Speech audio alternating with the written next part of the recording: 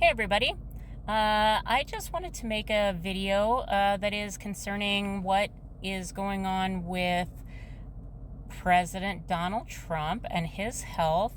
There have been a lot of things floating around, and I wanted to give what I consider to be a unique perspective on the situation.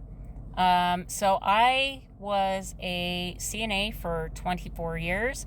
16 of those were in hospice. And I have been a death doula for 6 years. Now, as a CNA, especially in hospice, we are the eyes and the ears of the team. We spend the most time with the patients, and we are taught to be and must be extremely observant, even of very small changes. And hospice in particular, there are a lot of things we look for, there are a lot of things we learn about, and a lot of things we watch for, signs, symptoms of things. And I wanted to kind of go over some of the things that we've been witnessing over the last several weeks, months, with his health. So when a person is sick and they are getting ready to be towards the end of their life, we have a guideline where we say if you see changes in them monthly, then they have months. If you see changes weekly, they've got weeks. Days, they've got days. Hours, they've got hours. Now, that's just a guideline. Not everybody holds to that steadfast, but it is, it's a pretty good guideline that most people follow. So a few of the things that I have noticed, probably the biggest one is that he has started thinking about the afterlife, thinking about what's going to happen with his comments about getting into heaven. And he said that people are saying he's not doing too well. And I think, some people thought that he was thinking, oh, I'm on the bottom of the totem pole, or I'm not doing well to get into heaven. But I think it's because he is being told that he's not doing well by his physicians. The other thing is when people are getting sick and they're getting close, they feel it inside, they sense it. Even if it's unconsciously, they start to sense things like that. And so they start to intake that information and they start to think about the afterlife. Even if you're atheist, people will start to think about the possibilities of the afterlife and just kind of start to reflect on things like that. So that's a big one. I mean, it may seem like it's not a big thing, but especially for somebody like Donald Trump, that is a big deal. So some of the other things we've noticed, that he hasn't been golfing. And I don't care what the tracker says. If I don't physically see him out there golfing, I don't believe it. They get shots and video of him every single time he goes out. So you cannot tell me that all of a sudden nobody has pictures and videos, but the tracker says he's been out. I don't believe it unless I see it. So he has not been golfing, which is another huge thing because he has shown to us time and again that is so important to him. So for him not to be doing that is huge. Okay, so those are two big things to start. So then we look at some other things with his health. So like the video when he met with Putin where he was walking down their fancy red carpet and he couldn't walk in a straight line. That's a pretty big deal. The bruising on his hand that they're half covering up and then the rest of the time not even bothering to cover up, that's a big sign. That is most likely from him getting an IV. And that IV is likely to have IV Lasix, which is a medication to draw off the excess fluid in your body. And Lasix are very, very hard on the kidneys, okay? They take a toll, and especially if you're getting IV Lasix, and especially if you're getting them every day or even several times a week, it's very hard on the body, okay?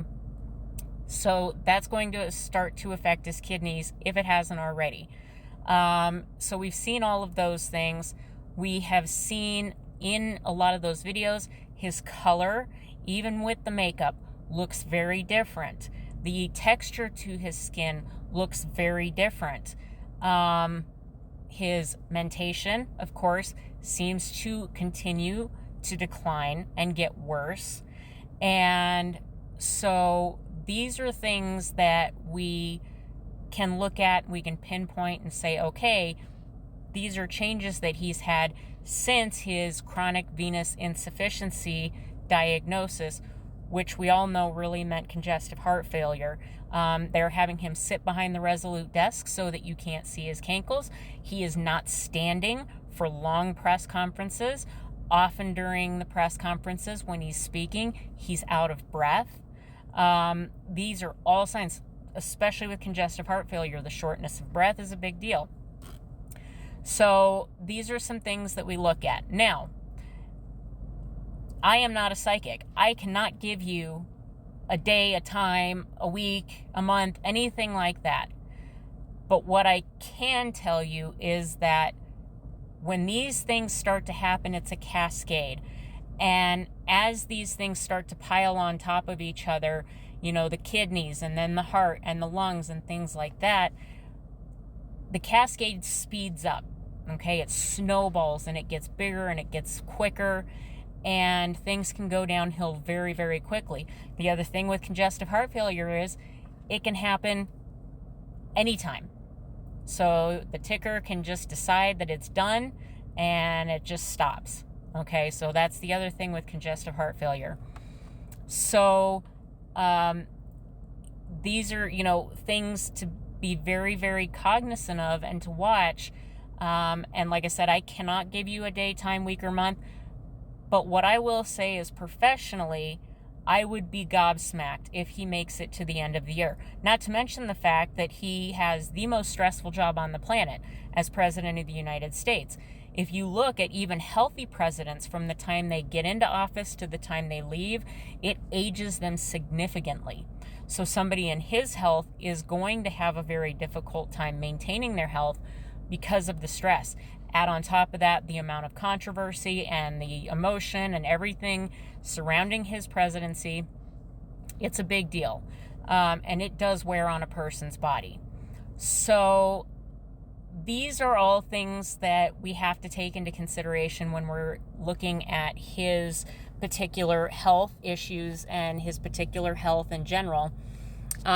So like I said, I would be very, very surprised. Now, one of the things is he does have the best medical care in the world. He's got money, so he is well taken care of, so that may make a difference.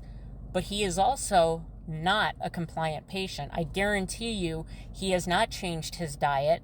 He is not exercising more. In fact, without golfing, he's exercising less. So he's not a compliant patient, which is going to have an effect as well, a negative effect. So there's a couple things that, kind of are iffy, but no matter which side you're on, whether you want it, where you don't want it to happen, things are happening. He is going downhill. He is trending downward, and I see it speeding up personally, and I've seen over 1,000 people pass and watched their decline. So I am speaking from a place of significant experience of all different types of illnesses that range the gamut. So this is from a wealth of experience, but we're just going to have to wait and see. But like I said, I would be very, very surprised if he makes it to the first of the year. I've been wrong before. I've had people surprise me where they just kept on trucking when I thought they weren't going to. But if he continues on the downward trend that he has been, I would be incredibly surprised if he makes it to the first of the year. So, hang in there. We'll see what happens. At least we know it's not going to be boring, right? So, yeah, hang in there. Things are happening.